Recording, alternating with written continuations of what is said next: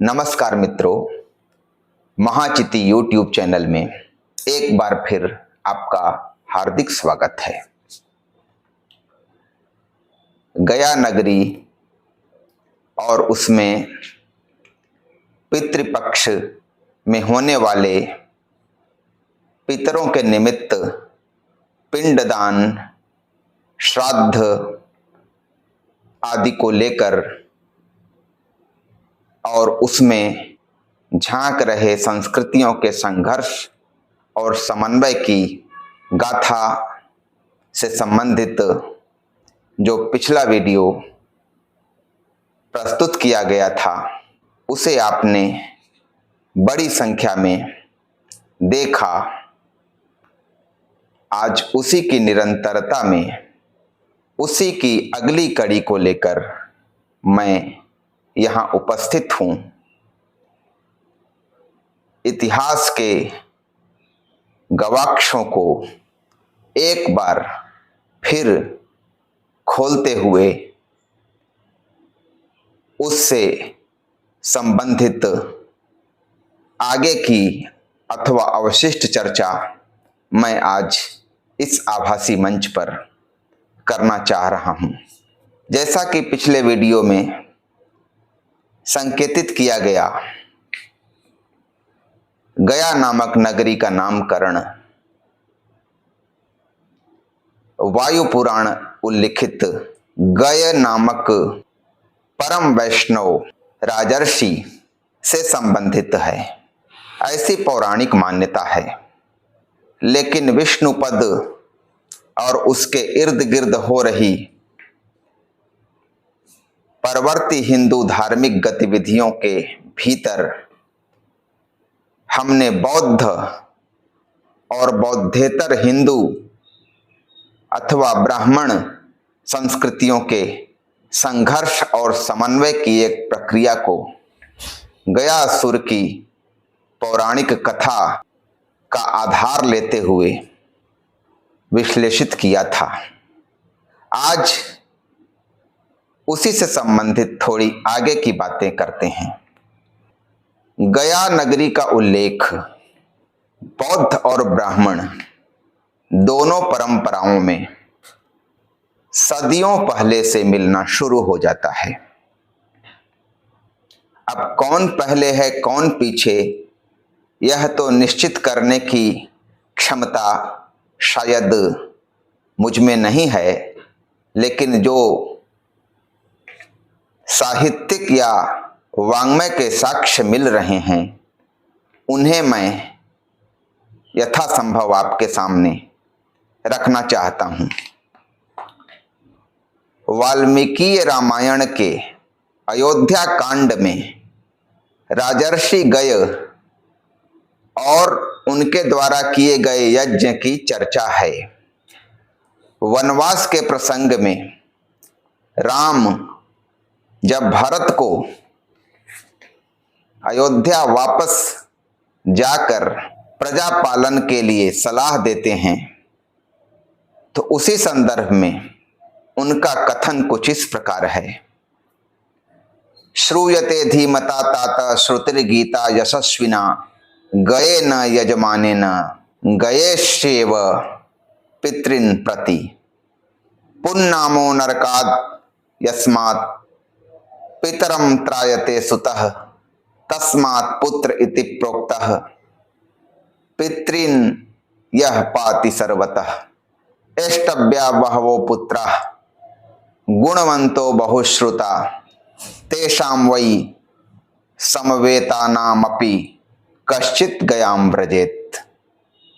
अर्थात राम भरत को संबोधित कर रहे हैं, हे तात, सुना जाता है कि बुद्धिमान यशस्वी राजा गय ने गय देश में ही यज्ञ करते हुए पितरों के प्रति कुछ इस प्रकार से एक लोकोक्ति कही थी। पुत नाम के नरक से उद्धार करने के कारण सुत का नाम पुत्र होता है। वही पुत्र है जो सभी ओर से पितरों की रक्षा करता है।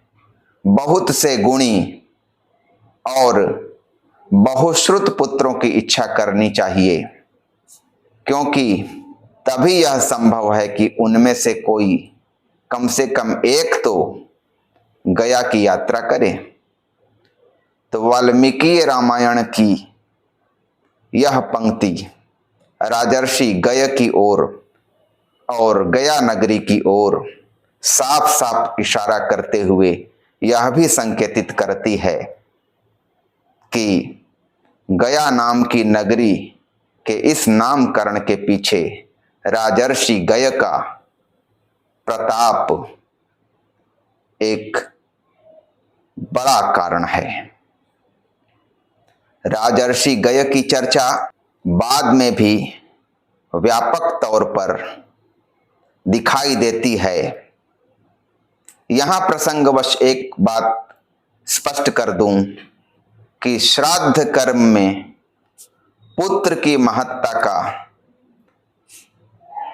धार्मिक विधान रहा है, इसीलिए हर जगह शब्दावली की दृष्टि से पुत्र और उसके वाचक शब्द ही दिखाई देते हैं। पुत्री का या पुरुष को छोड़कर स्त्री का श्राद्ध कर्म में अधिकार अपवाद स्वरूप ही यदा कदा विहित दिखाई देता है। पितृ संरचना का एक सहज स्वरूप इस शब्द के इस तरह के प्रयोगों में दिखाई देता है। अब बात करते हैं गया नगरी के नामकरण या उल्लेख से संबद्ध अन्य स्रोतों की। महाभारत के वन पर्व में भी गय और उनके यज्ञ की चर्चा है, और वायु पुराण आदि कई पौराणिक साक्ष्यों से तो गय की यह कहानी गय असुर या गयासुर के नाम से बहुत विस्तृत रूप में पल्लवित होती है, जैसी कि पिछले वीडियो में चर्चा की गई थी। अब थोड़ा सा हम बौद्ध वाङ्मय की ओर जाते हैं।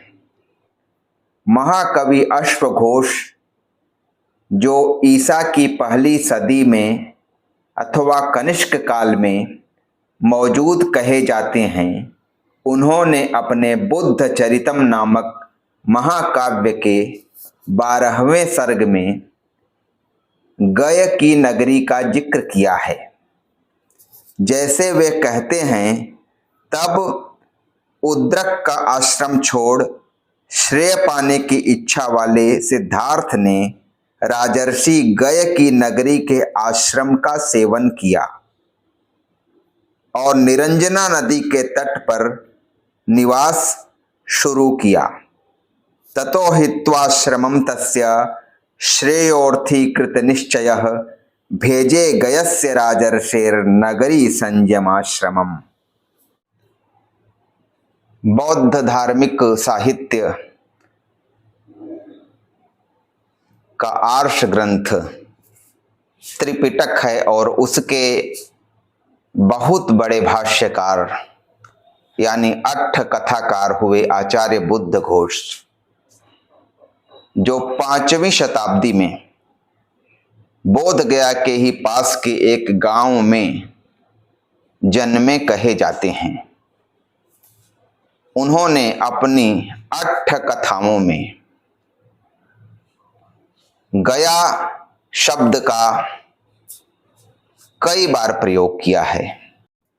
सारथप्पकासिनी नामक 8 कथा में वे गया शब्द का प्रयोग एक साथ एक गांव विशेष और उसके पास के घाट या तीर्थ स्थान के लिए भी करते हैं। आचार्य धम्मपाल के अनुसार गया नदी और पोखर दोनों का नाम है, और दोनों को सम्मिलित रूप से गया तीर्थ कहते थे। यह भी कहा जाता है कि फाल्गुन मास के कृष्ण पक्ष में गया फग्गु या गया फाल्गुनी नामक उत्सव भी मनाया जाता था। और ऐसे ही एक उत्सव के दौरान तथागत बुद्ध ने एक शिष्य को प्रव्रज्या भी दी थी। प्रसिद्ध बौद्ध विद्वान भरत सिंह उपाध्याय द्वारा लिखित बुद्धकालीन भारतीय भूगोल नामक पुस्तक में इस बात का जिक्र हुआ है कि गया नामक एक तीर्थ या घाट का उल्लेख त्रिपिटक के मध्यम निकाय में हुआ है। इसके साथ हम विनय पिटक के साक्ष्य से यह भी जानते हैं कि सारनाथ से प्रथम धर्मोपदेश या धम्म चक्र प्रवर्तन करने के बाद के पहले वर्षा काल को व्यतीत कर तथागत बुद्ध गया क्षेत्र में आए थे।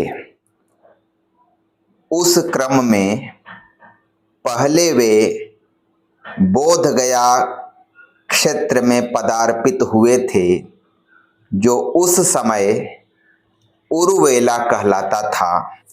उन्होंने यहाँ पर 3 जटिल तपस्वियों जो आपस में भाई थे, जो गया कश्यप, उरुवेल कश्यप और नदी कश्यप नामधारी थे, उन्हें प्रव्रज्या दी और उन्हें प्रव्रजित करके वे गया क्षेत्र में स्थित गया शीश पर्वत के पास आए और वहां उन्होंने 3 महीनों तक विहार किया। यह गया शीश पर्वत जो है, इसे बौद्ध साहित्य के विभिन्न विद्वान गया स्थित ब्रह्मयोनि पर्वत के रूप में पहचानते हैं। और उस पर अजात शत्रु ने बुद्ध के चचेरे भाई यानी बौद्ध भिक्षु बन चुके देवदत्त के लिए एक विहार या संघाराम की स्थापना भी की थी। और बौद्ध संघ में फूट डालने के उद्देश्य से 500 भिक्षुओं को लेकर देवदत्त ने उसी संघाराम में अपना डेरा जमाया था। गया शीश एक समस्त पद है। इसका आशय यह है कि कोई गया जैसा शब्द पहले से मौजूद है, तभी गया शीश जैसा समस्त पद बन रहा है। और संभवतः जो 3 जटिल तपस्वियों में से एक का नाम गया कश्यप है, या संस्कृत में गया काश्यप कहते हैं, उनका भी नाम गया जैसे किसी पहले से उपलब्ध नाम के बाद ही बना हुआ प्रतीत होता है। अब विनय पिटक का यह भाग यदि हम उतना ही प्राचीन माने जितना कि सहज विश्वासी बौद्ध परंपरा मानती है, यानी पाटलिपुत्र में हुई तीसरी संगीति से तैयार पाठ के समय से ही यह पाठ मिलता है, जिसमें स्पष्ट रूप से गया कश्यप का जिक्र है। गया कश्यप नाम की परंपरा यदि इतनी पुरानी हो तब तो अलग बात है। तीनों जटिल सन्यासियों की निवास भूमि या उनके आश्रम इसी पर्वत के आसपास थे। जैसा कि 7वीं शताब्दी के महान चीनी पर्यटक ह्वेन सांग ने अपने यात्रा वृत्तांत में वर्णित किया है। विदित हो कि ह्वेन सांग ने अपने यात्रा वृत्तांत में इस पर्वत को गया पर्वत कहा है, जिसे गया शीश पर्वत और आधुनिक नाम ब्रह्मयोनि से पहचाना जा रहा है। ठाकुर प्रसाद शर्मा द्वारा ह्वेनसांग की भारत यात्रा का जो हिंदी अनुवाद उपलब्ध है उसकी कुछ पंक्तियां इस प्रकार हैं। शीलभद्र के संघाराम के दक्षिण पश्चिम में लगभग 40-50 ली की दूरी पर निरांजना नदी पार करके हम गया नगर पहुंचे। यह नगर प्रकृतितः सुदृढ़ है। इसके निवासी संख्या में थोड़े हैं। केवल 1000 के लगभग ब्राह्मणों के परिवार हैं जो एक ऋषि के वंशज हैं। उनको राजा अपनी प्रजा नहीं समझता और जन समुदाय में भी उनका बड़ा मान है। एक तीर्थ स्थल विशेष के लिए गया शब्द बुद्ध घोष यानी 5वीं शताब्दी में रूढ़ दिखाई देता है। वायु पुराण का रचना काल H.C. हाजरा के अनुसार 5वीं शताब्दी है। आचार्य बलदेव उपाध्याय थोड़ा सा पहले यानी 400 ईस्वी के आसपास उसके रूप ग्रहण की बात कहते हैं। लेकिन इसके साथ यह कहना भी मुनासिब है कि वायु पुराण का जो वर्तमान पाठ है हो सकता है कि उसमें गया सुर वाली कहानी अर्थात गया महात्म्य का प्रसंग बाद में ही जोड़ा गया हो। तो कुल मिलाकर तस्वीर यह बनती है कि गया नाम को लेकर एक प्राचीन परंपरा कहीं न कहीं मौजूद दिखाई देती है। वैसे तो कई प्रश्न हैं कि वाल्मीकि रामायण के उस अंश का या जो अभी उद्धृत श्लोक थे उन श्लोकों का वास्तविक रचना काल क्या है। क्या बुद्ध पूर्व है या बुद्ध और पहली, दूसरी या चौथी शताब्दी के बीच है या वायु पुराण के रचना काल के काफी समय पहले वे श्लोक रचे जा चुके थे।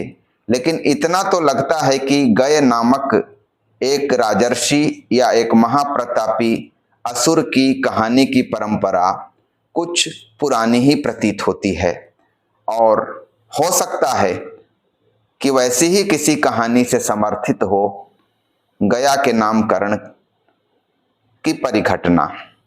अगर ऐसा नहीं होता तो ह्वेनसांग ने भी अपने यात्रा वृत्तांत में इस तरह का उल्लेख क्यों किया होता कि जो गया शीश पर्वत है वह एक जनश्रुति के अनुसार गय नामक एक तपस्वी से संबंधित है। तो कहीं न कहीं ह्वेनसांग के काल में भी गय नामक एक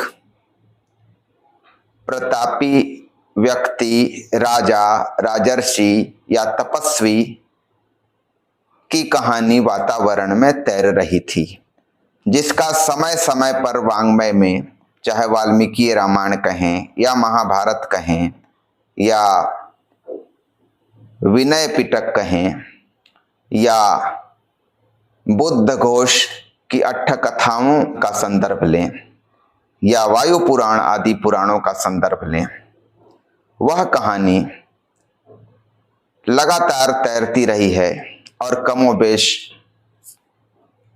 जनता की स्वाभाविक भावनात्मक शक्ति के द्वारा पल्लवित भी होती रही है। तो गया के उल्लेख की एक संक्षिप्त चर्चा मैंने यहां प्रस्तुत की, लेकिन इसमें से ठीक ठीक इतिहास को निकालना इतना आसान नहीं है, क्योंकि इसके लिए स्पष्ट पुरातात्विक साक्ष्यों की दरकार होती है। यहाँ तो विभिन्न ग्रंथों और वृत्तांतों यानी साहित्यिक या वाङ्मय के साक्ष्यों के अलावा हमारे पास कोई पुख्ता आधार नहीं है, और वाङ्मय के ये साक्ष्य चूंकि इस कारण बराबर विवादित रहते हैं कि इनमें कितना अंश मूल है, कितना प्रक्षिप्त। जैसे विनय पिटक का कितना अंश मूल है, कितना प्रक्षिप्त। वाल्मीकि रामायण का अंश कितना मूल है, कितना प्रक्षिप्त। या वायु पुराण का कौन सा अंश मूल है। कहीं गयासुर वाली जो इतनी विस्तृत कहानी है, ब्रह्मा जी को शरीर दान करने वाली, जो पिछले वीडियो में संकेतित थी, कहीं यह बाद की प्रविष्टि तो नहीं है। हमने पिछले वीडियो में उसी संभावना पर अपनी सहमति दर्ज की थी। उल्लेखों के इतने बड़े अरण्य में एक इतिहास का सीधा सीधा रास्ता निकालना बहुत मुश्किल है। बस एक बात स्पष्ट हो रही है कि गय या गयासुर जैसा कोई प्राचीन वृत्तांत मौजूद है और फिर उसी पर अपनी अपनी कारीगरी दिखाई देती है। हो सकता है कि स्थान या तीर्थ या घाट या पुष्करिणी आदि का नाम पहले गया प्रतिष्ठित हुआ हो, उसके बाद उसका समस्त रूप गयासीस पर्वत या गया कश्यप जैसे व्यक्ति नाम के रूप में ढला हो। पिछले वीडियो में जो बौद्ध और ब्राह्मण संस्कृतियों के संघर्ष और समन्वय की कहानी कही गई थी, उसको यहाँ एक बार फिर से मैं उद्धृत करके कुछ और जोड़ना चाहता हूं, और वह यह है कि कहा यह जाता है कि शंकराचार्य अपने दिग्विजय के क्रम में गया भी आए थे, और यहाँ उस समय जो बौद्ध धर्म या संस्कृति का एक रूप दिख रहा था, बहुत कुछ मूल बौद्ध धर्म से अलग हो चुका बौद्ध धर्म दिख रहा था। चमत्कारिक विविध तांत्रिक साधनाओं में निरत सन्यासियों का एक विशाल समूह दिख रहा था, जिन पर जनता का विश्वास उस प्रकार से शायद नहीं रहा था। बौद्ध संस्कृति के उस परिवर्तित स्वरूप की परिस्थिति में शंकराचार्य जैसे कई लोगों को यह आसानी हुई होगी कि उन्होंने बौद्ध पर ब्राह्मण धर्म या संस्कृति की विजय का रास्ता धीरे धीरे निकाला। उसी दौरान बुद्ध को विष्णु का अवतार घोषित करना और बुद्ध से संबंधित चीजों का ब्राह्मणीकरण धीरे धीरे स्वाभाविक रूप में आगे बढ़ता हुआ दिखाई देता है। और पद पूजन की परंपरा जो कि बौद्धों के यहाँ थी, उसे सहज रूप में ब्राह्मण धर्म में समाविष्ट करना संभव हुआ। विष्णु पद उसी का एक उदाहरण हो सकता है। एक बात और इसमें जोड़ना चाह रहा हूं कि ह्वेनसांग ने अपने यात्रा वृत्तांत में 7वीं शताब्दी में जो गया में लगभग 1000 ब्राह्मण परिवारों की स्थिति बताई है। संभव है कि वे ब्राह्मण परिवार ही आज के जो गयावाल ब्राह्मण परिवार हैं उनके पूर्वज हों। अर्जुन चौबे काश्यप या इतिहासकार राजेंद्र लाल मित्रा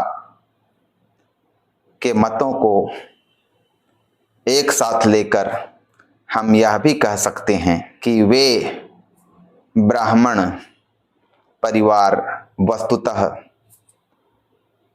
बौद्ध सन्यासियों के ब्राह्मणीकृत रूप हैं, या निश्चित तौर पर न कहें तो इस संभावना को तो बल ऐतिहासिक परिस्थितियां देती ही हैं।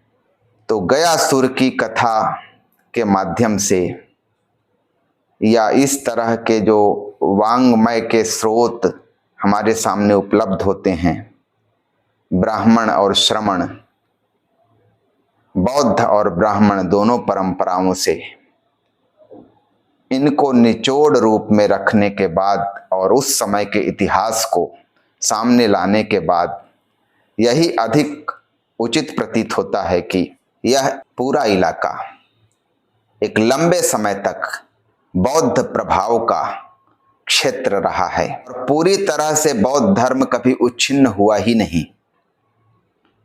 केवल उसके एक बड़े हिस्से का ब्राह्मण संस्कृति या ब्राह्मण धर्म में पर्यवसान ऐतिहासिक परिस्थितियों के चलते दिखाई देता है। बुद्धचर्या में जैसा कि राहुल सांकृत्यायन ने स्पष्ट रूप से कहा है कि पाल वंश के शासनकाल में, जो कि लगभग 8वीं शताब्दी से 12वीं शताब्दी तक बंगाल से लेके उत्तर भारत के एक बड़े हिस्से में था और उसके क्षेत्र में गया और बोध गया का इलाका भी आता था, तो पाल वंश के शासनकाल में राहुल जी के अनुसार गया मंडल का या गया जिले का ऐसा कोई गांव नहीं था जहां की बुद्ध और बुद्ध से संबंधित मूर्तियां न मौजूद रही हों। आज भी उनके अवशेष जगह जगह दिखाई देते हैं। जो आज खंडित मूर्तियां दिखाई देती हैं वे उसी समय के स्मारक हैं। तो इतना बड़ा बौद्ध प्रभाव वाला क्षेत्र धीरे धीरे कैसे ब्राह्मण संस्कृति का हिस्सा बना, इसे एक मुकम्मल ऐतिहासिक व्याख्या के रूप में रखना भले उतना संभव दिखाई न दे, लेकिन एक संभावना यही है कि इस इलाके पर जो ब्राह्मण धर्म का प्रभाव है या पौराणिक हिंदू धर्म का प्रभाव है वह एक परवर्ती प्रभाव है। तो आज के वीडियो में हमने गया शब्द के विभिन्न प्रयोगों, बौद्ध और ब्राह्मण साहित्य में उल्लिखित विभिन्न साक्ष्यों पर विचार करते हुए एक इतिहास की क्रमबद्ध कड़ी खोजने का प्रयास भर किया है। कोई निष्कर्ष नहीं निकाला है। और शंकराचार्य जो कि 7वीं शताब्दी के अंतिम हिस्से से लेकर 8वीं शताब्दी तक कहे जाते हैं, अगर कभी गया दिग्विजय के क्रम में आकर इस प्रकार से प्रभाव डालते हैं जिससे विष्णु पद की प्रतिष्ठा और वर्तमान श्राद्ध या पिंडदान की जो थोड़ी सी नई हिंदू धार्मिकता प्रकट हुई, जो आज व्यापक बनकर दिखाई दे रही है, आज के वीडियो में हमने इन संदर्भों पर विचार करते हुए पिछले वीडियो की निरंतरता में इस बात को एक बार पुनः पुष्ट करने का प्रयास किया कि बौद्ध और ब्राह्मण संस्कृति के संघर्ष और समन्वय की एक स्थिति इस पूरे क्षेत्र में सदियों तक चलती रही है और कदाचित आज भी चल रही है। आज जो ज्ञान और मोक्ष की नगरी कहे जाने वाली गया नगरी है, एक साथ बुद्ध और विष्णु को प्रतीकित करती है। एक बड़ा हिस्सा आज भी बौद्ध के साथ है, लेकिन उससे भी बड़ा हिस्सा इतिहास की गति के चलते एक वैष्णव या ब्राह्मण धर्म के प्रभाव में दिखाई देता है। कहीं बुद्ध या बुद्ध से संबंधित बौद्ध धर्म की देवी या बोधिसत्व की मूर्तियों को हिंदू देवी देवताओं के रूप में ढालने की जो कहानी या घटनाएं दिखाई दे रही हैं, वे इतिहास के उसी भूले बिसरे सत्य की ओर इशारा करती हैं। तो आज के वीडियो में हमने गया शब्द के उल्लेख की परंपरा, उसके विभिन्न विवादों और बौद्ध मत, बौद्ध संस्कृति पर ब्राह्मण या वैष्णव प्रभाव की चर्चा करके संक्षेप में एक संभावना मूलक निष्कर्ष करने का प्रयास किया है। आज का वीडियो यहीं तक। यदि समय और सुयोग रहा और इस दिशा में कुछ आपकी ओर से भी टिप्पणियां आई तो संभव है इसी विषय पर एक नया वीडियो लेकर मैं शीघ्र उपस्थित होऊंगा। तब तक के लिए नमस्कार।